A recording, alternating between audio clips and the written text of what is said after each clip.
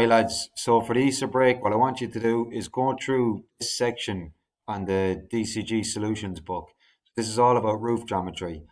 So it's surface geometry, and it's a surface geometry topic as well. And you can see that there's all same things keep coming up: dihedral angle, applying dihedral angles, and all the rest. So what I want you to do is go through this section and just sketch out these solutions as you're going through them, and get familiar with the content.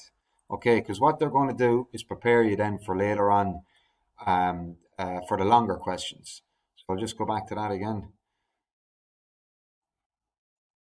So what I want you to do then is to work on to 2011 as a solution,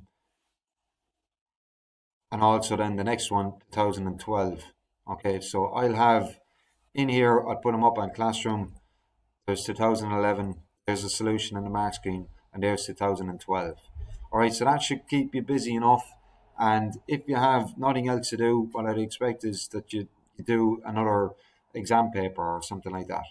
All right, enjoy the break.